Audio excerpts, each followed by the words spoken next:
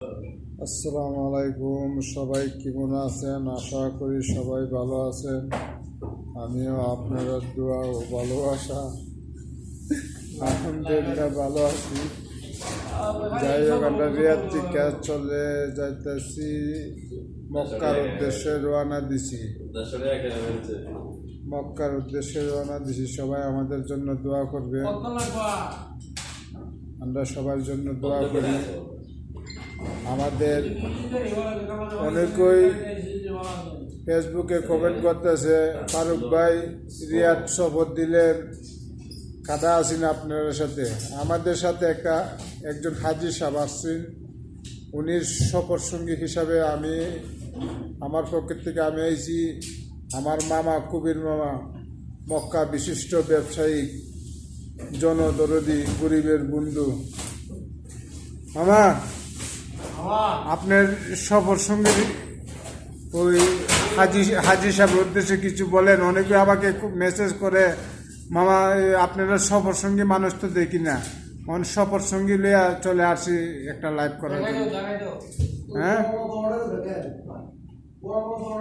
দেখেন আমাদের সাথে হাজি সাহেব এখানে বসে রয়েছে, আবার আমরা এখানে নাস্তা করার জন্য আসছি। আমি চিন্তা করলাম, অনেকেই মেসেজ করতেছে, ফারুক ভাই আপনারা সফর সঙ্গী কই, সেই হিসেবে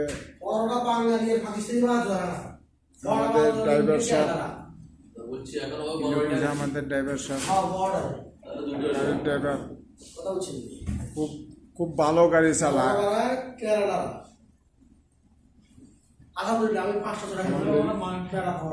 খুব ভালো গাড়ি চালা।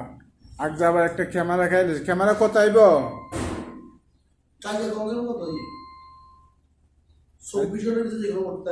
আচ্ছা, কালকে গাড়ি একটু কম, স্পিড একটু কম দেওয়া চালাইবেন। সবাই দোয়া করবেন। একটা ক্যামেরা খাইলেছে, বেশি টাকা আসবো না, ডিসকাউন্ট দিয়ে 113 টাকা আসবো। সবাই আমাদের জন্য দোয়া করবেন। আমরা মক্কার উদ্দেশ্যে রওনা দিছি। মক্কা যায় আসতে আরো 4 ঘন্টা লাগবো, 9 ঘন্টার রাস্তা, 5 ঘন্টা এসে পড়ছি। সবাই আমাদের জন্য দোয়া করবেন। আমাদের হাজি সাহেব আছে, হাজি সাহেব কিছু বলেন না দর্শকের উদ্দেশ্যে। মামা, আপনার একটা সফর সঙ্গী হলাম, অনেকই দেখতেছি। দর্শক এই পঞ্জি দিয়ে আইছে 175 জন লাইন চলে আসছে। বুঝবো না কেন?